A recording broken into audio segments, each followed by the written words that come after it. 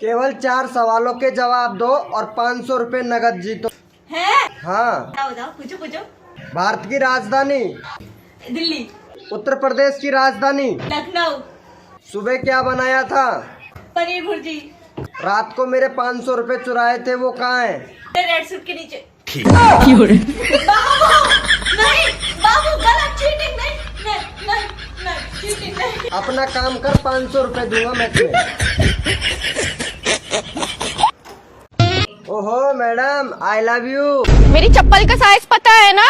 Girlfriend बनी नहीं और गिफ्ट मांगना चालू कर दिया। तमीज।